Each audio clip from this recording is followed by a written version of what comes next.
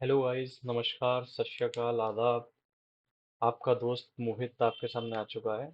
तो कल सभी का एग्जाम है, सीए फाइनल का, आईबीएस का। कुछ स्टेट्स में परसों भी है।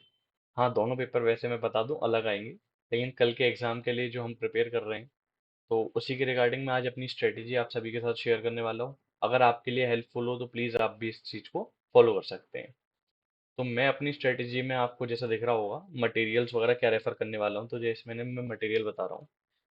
पहले सब्जेक्ट मैंने एफआर लिया है, तो उसके लिए पहले तो एक चीज सब में कॉमन है कि मैं सबके लिए स्टडी मेट लेके जाऊंगा आईसीआई का, जो कि मैं मई 24 वाले अटेम्प्ट में भी लेके गया था। अनफॉर्चुनेटली मेरे स्कोर 57 रह गया, तो एग्जामेशन नहीं आ पाई थी। लेकिन इस बार मैंने और प्रिपरेशन करी। अगर paper out of the box थोड़ा आता भी है, मतलब टफ भी आता है, तो आईसीआई क्या करता है, आईसीआई आपके स्टडी मटेरियल में से ही क्वेश्चंस, इलस्ट्रेशंस में से कंसेप्ट उठाता है और उसको केस स्टडी बना देता है। तो उस चीज को आपको रेफर करते हुए चलना है। तो अगर हम सभी का स्टडी मटेरियल लेके जाएंगे, जैसे मैंने सभी के में कॉमन लिखा है कि study material, study material, study material सभी सब्जेक्ट में, और मैं सबका लेके भी जाने वाला हूँ। हाँ, लेकिन मैंने क्लासेस वगैरह जो ली हैं या रिवीजन वीडियोस दी हैं या फास्टैग लिया है, वो AIR 1 सीए करियर इंस्टीट्यूट है, वहां से लिया है, अतुल सर का। तो उनके कंसेप्ट नोट्स में हर सब्जेक्ट के लेके जाऊंगा, क्योंकि मेरे पास हैं अवेलेबल। हो सकता है आपके पास आपकी फैकल्टी के हों, तो आप अपनी फैकल्टी को यूज कर सकते हैं। उनकी मैं क्वेश्चन बैंक भी लेके जाऊंगा सभी सब्जेक्ट्स की। आप भी अपनी अपनी क्वेश्चन बैंक को लेके जाइए। कुछ लोगों के दिमाग में ये कंफ्यूजन रहता है कि अगर हम क्वेश्चन बैंक ले आ रहे हैं तो फिर स्टडी मेट का क्या फायदा रहेगा। देखिए, फायदा ये रहता है, क्वेश्चन बैंक में हो सकता है इलस्ट्रेशन कोई या टेस्ट योर अंडरस्टैंडिंग के क्वेश्चन होते हैं जो चैप्टर के बीच में दे रखे होते हैं। वो हो सकता है आपके क्वेश्चन बैंक में कवर ना हो, लेकिन इंस्टीट्यूट चाहे तो वहां से भी क्वेश्चन पिकअप कर सकता है। तो अगर आप लेके जाएंगे तो आप सेफर साइड पे रहेंगे, इसलिए मैं आपको सजेस्ट कर रहा हूँ कि आप लेके जाइए स्टडी में। और ये एक रट्टा नोट्स थे, मैंने अलग से एक मिले थे मेरे को, तो वो भी मैंने प्रिंट आउट कर लिए थे। ये बहुत अच्छी, मतलब तरीके से की मैनर में बने हुए हैं, बोल्ड कर रखे हैं पॉइंट्स जो फ्रिक्वेंटली आपको चाहिएंगे आंसर्स में कोट करने के लिए, ताकि आपको अच्छे मार्क्स मिल सके। आपको अगर ये नोट्स चाहिएंगे, 130 पेजेस के अराउंड है। मैं चाहूँ तो इसका लिंक डिस्क्रिप्शन में दे दूंगा, आप चाहे वहां से डाउनलोड कर सकते हैं। तो सभी सब्जेक्ट्स में एक तो मैं स्टडी मटेरियल लेके जा रहा हूँ आईसीआई वाला, AIR 1 के कंसेप्ट नोट्स लेके जा रहा हूँ, उनकी क्वेश्चन बैंक लेके जाने वाला हूँ, ठीक है। अब बात आती है लॉ और कॉस्ट की, क्योंकि ये दोनों सब्जेक्ट हमारे SPOM हो चुके थे, सेल्फ बेस्ड। तो वो तो सब लोगों ने ज्यादातर क्लियर कर लिया था। लेकिन मैं वैसे बताऊं, इनका भी स्टडी मेट ही ले जाने का एक सिंपल रास्ता है, क्योंकि आएगा तो इनके भी स्टडी मेट से ही क्वेश्चन, मोर और लेस।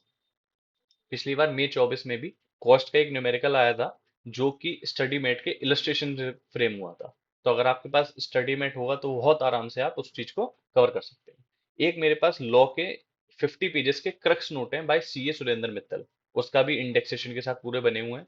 उसमें भी की पॉइंट्स हैं, जस्ट लाइक ये रट्टा नोट्स मैंने बताया ना अभी आपको, ये वाले ऑडिट वाले। इसी तरीके से ये हैं क्रक्स नोट लॉ के लिए।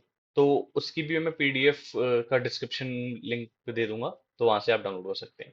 अब मेन बात आती है आईबीएस की, क्योंकि आईबीएस का ही पेपर है, तो उसके लिए क्या लेके जा रहे हो। तो उसके लिए मैं एक केस स्टडी बुक बना रखी है AIR 1 CA वालों ने। तो उनकी उस बुक को मैं रेफर करने वाला हूँ, क्योंकि उसके अंदर सारी केस स्टडी ले रखी है। नवंबर 24 के लिए उनने एक अलग से एडिशनल PDF निकाली थी सेक्शन 7 की, जिसके अंदर 33 केस स्टडीज हैं, जो कि MTP की दोनों सीरीज, और फिर इसके अलावा जो आईसीआई ने अलग से स्टूडेंट जनरल में निकालता है, वो सारी कंपाइल करके, वो 270 280 पेज की लगभग की एक एडिशनल PDF और है मई 24 के अलावा। उसको रेफर करेंगे और इंडेक्स लेके जाएंगे। ये चीज मैं मटेरियल लेके जाने वाला हूँ। फिर बात आती है स्ट्रेटेजी की। तो स्ट्रेटेजी में मैं ये कर रहे हैं कि हम 15 मिनट पहले पहुंचेंगे अपने एग्जाम सेंटर पे। मतलब रीडिंग टाइम से भी 15 मिनट पहले, जैसे आपका 2 बजे पेपर चालू होता है तो 15 मिनट पहले रीडिंग टाइम मिलता है। तो हमको 1:30 पे अपने क्लासरूम के अंदर होना पड़ेगा। समझ रहे हैं ना आप, मैं बोल रहा हूँ 1:30। ऐसा नहीं कि आप 15 मिनट पहले, मतलब रीडिंग टाइम पे पहुंचे। 1:30 पे आप स्टडी मटेरियल वगैरह लेके अपना सब पहुंच जाइए। अपनी बुक्स को सेटअप करिए एक ऐसे ऑर्डर में, ताकि आपका टाइम वेस्ट ना हो बाद में, क्योंकि रीडिंग टाइम को भी हमें यूटिलाइज करना है, तो हम पहले ही पहुंच जाएंगे। फिर इसके बाद में मैं ये बोलूंगा कि आप अपनी बुक्स को जो है हॉरिजॉन्टली प्लेस करें, लाइक दिस, एक के बगल में एक। ऐसे स्टैकिंग करना अवॉइड करना, क्योंकि स्टैकिंग की वजह से क्या होता है, आपका टाइम वेस्ट होता है। आपने लॉ नीचे रख लिया, फिर कॉस्ट रख लिया, फिर उसके ऊपर डीटी रख लिया। तो अभी लॉ का क्वेश्चन आएगा तो आप पहले डीटी हटाओगे, फिर लॉ निकालोगे, कॉस्ट का आएगा तो फिर वो हटाओगे, तो इसमें बहुत टाइम वेस्ट होता है।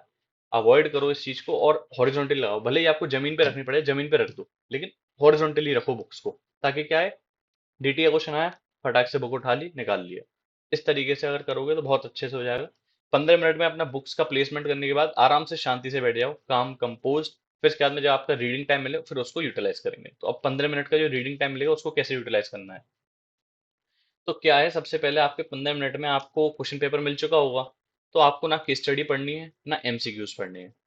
क्योंकि एमसीक्यूज तो मोर और लेस आप कर ही लोगे, ऑप्शंस भी हैं और बुक भी है आपके पास, इतना तो मैं उम्मीद करता हूँ फाइनल लेवल के वो एमसीक्यूज तो लगभग कर ही लेते हैं सब। मेन बात है डिस्क्रिप्टिव पार्ट की। तो सबसे पहले आपको सारे क्वेश्चंस का डिस्क्रिप्टिव पार्ट के क्वेश्चन देखने हैं, जिसको आपको मोर और लेस 3-3 मिनट के अंदर सब भी हो जाएंगी आराम से, पांचों की स्टडी के। तो आप ये कंफर्म करके ये कर चुके होगे सारे क्वेश्चंस पढ़ने के बाद कि आप चैप्टर वहीं के वहीं पेंसिल से लिख दीजिए कि ये एफआर का सब्जेक्ट का इस चैप्टर का क्वेश्चन है, इस इंडेक्स का क्वेश्चन है, ऑडिट का इस ऐसे का क्वेश्चन है, डीटी का इस चैप्टर का क्वेश्चन है। तो उससे क्या है, आपको एक दिमाग में माइंड में बना रहेगा कि इस चैप्टर में से क्वेश्चन आया हुआ है और इसमें ये है। फिर इसके बाद में आप ये कोशिश कीजिए कि अगर आपका देखा हुआ क्वेश्चन आ जाता है तो उस वाले की स्टडी को ऑप्ट कीजिए कि इस वाले को तो मुझे करना ही करना।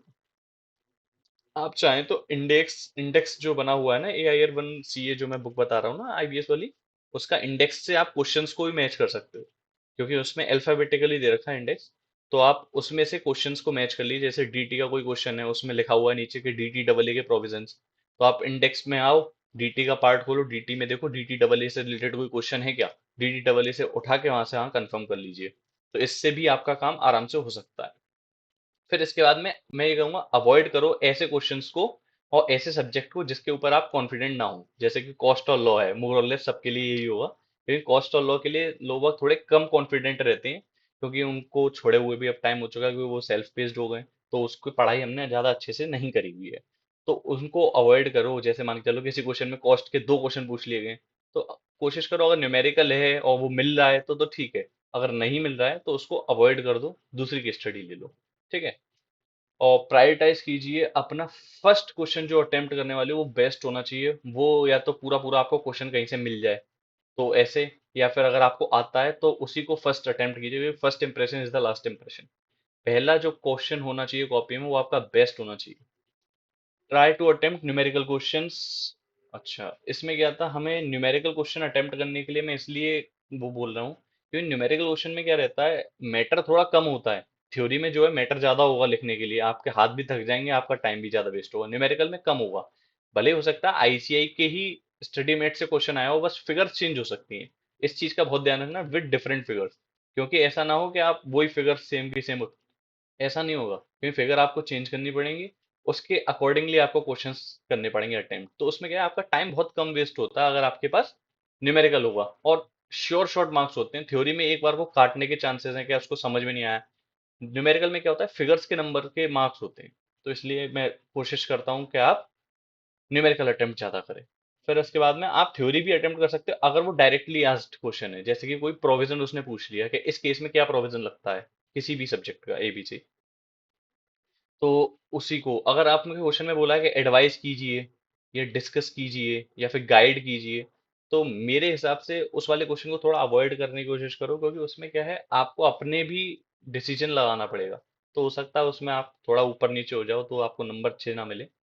और फिर बाकी सबको ऑल द बेस्ट है, सब अच्छा ही होगा। कोशिश करेंगे बहुत अच्छा पेपर जाए। और इसमें तो कभी हम 70-80 नंबर तो लेके आए। ठीक है। ठीक है, ऑल द बेस्ट सभी को। Bye bye. अब हम भी चलते हैं, आईबीएस की थोड़ी केस स्टडीज प्रैक्टिस कर लीजिए, एमटीपी आरटीपी वाली। फिर उससे आपको थोड़ा एक्सपीरियंस मिल जाएगा। और अपना बैग एकदम रेडी कर लीजिए। और कल धूम मचाएंगे। ठीक है, बाय बाय।